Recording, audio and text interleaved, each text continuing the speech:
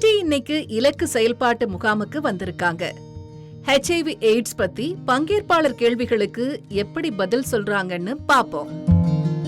நண்பர்களை, இந்த அமர்வை சிறப்பா முடிச்சிருக்கோம். HIV AIDS பத்தி கேள்விகளோ குழப்பங்களோ இருந்தா மனம் திறந்து கேளுங்க.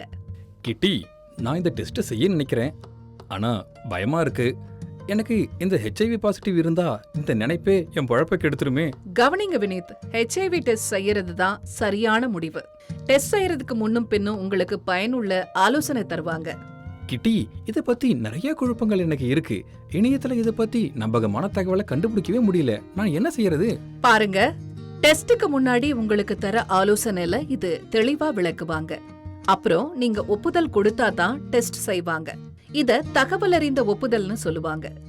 HIV AIDS சட்டம் 2017 இது தொடர்பான வரைமுறைகளை கொண்டிருக்கு. HIV சட்டமா? அது என்னது? நம்ம அரசு HIV AIDS சட்டம் 2017 ஏற்றியிருக்கு. HIV டெஸ்ட், சிகிச்சை, உரிமைன்னு பல சட்ட திட்டங்கள் இதுல இருக்கு. இந்த சட்டம் HIV தொற்றுனவங்க, தாக்கப்பட்டவங்க உரிமைகளை பாதுகாக்க பொறுப்பெடுத்துக்குது. கிட்டி, எனக்கு ஒரு கேள்வி. எனக்கு டெஸ்ட்ல பாசிட்டிவ்னு வந்தா என்ன செய்யறது? அவங்க இத பத்தி என் வீட்டுக்கு சொல்லுவாங்களா? இல்லவே இல்ல. உங்க நிலைய ரகசியமா பாதுகாப்பாங்க. நீங்க தேர்வு செய்யற நபர்களுக்கு மட்டும்தான் உங்க நிலவரம் பற்றி சொல்லுவாங்க. ஆமா, யாருக்காவது டெஸ்ட்ல பாசிட்டிவ்னு தெரிய வந்தா ஆலோசகர் துணைவர்கிட்ட தெரிவிக்கிறது பற்றி பாதிக்கப்பட்டவரோட கலந்து பேசுவாரு. பாதிக்கப்பட்டவரோட துணைவர்களுக்கும் டெஸ்ட் செய்யப்படலாம். ஆனா என்ன பத்தின தகவல் யாருக்காவது தெரிஞ்சிருச்சுன்னா? பாருங்க, உங்க ஆலோசகர் உங்ககிட்ட பேசி உங்க துணைவருக்கு உங்ககிட்ட இருந்து HIV தொற்ற வாய்ப்பு இருந்தா மட்டும்தான் நடவடிக்கை எடுப்பாரு. உங்க துணைவருக்கு உங்க உடல்நிலை பற்றி நீங்களாகவே தெரிவிக்க ஆலோசகர் வழிகாட்டுவாரு. அப்படி தெரிவிக்க நீங்க தயங்கினா உங்க துணைவருக்கு சொல்றதுக்கு முன்னாடி ஆலோசகர் உங்களுக்கு தெரிவிப்பாரு. துணைவருக்கும் ஆலோசனை வழங்கி HIV டெஸ்ட் செய்ய வழிகாட்டுவாங்க. மொத்தத்துல நீங்களும் உங்க துணைவரும் பாதுகாப்பா உடல் நலத்தோட வாழ வழிநடத்தப்படுவீங்க. சரியா சொன்னீங்க. நாமெல்லாம் பாதுகாப்பா உடல் நலத்தோட வாழறதுதான் ரொம்ப முக்கியம்.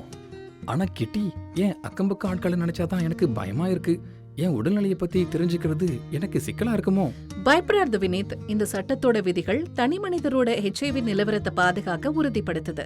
HIV நிலவரம் கசியாம சட்டம் தடை செய்யுது. HIVயோட வாழறவங்கள தனி இடங்கள்ல, பொது இடங்கள்ல புறக்கணிக்கிறத, புண்படுத்துறத சட்டம் கண்டிக்குது. பள்ளி, கல்லூரிகள், அலுவலகங்கள், பொது இடங்கள், வீடுகள்ல புறக்கணிக்கிறத தடுக்குது. கிட்டி, அருமையான செய்தி சொன்னீங்க. இந்த சட்டம் நம்ம உயிர் மூச்சு. HIV பத்தி மேலும் தெரிஞ்சுக்க national toll free AIDS helpline number 1097க்கு இன்னைக்கே கால் பண்ணுங்க.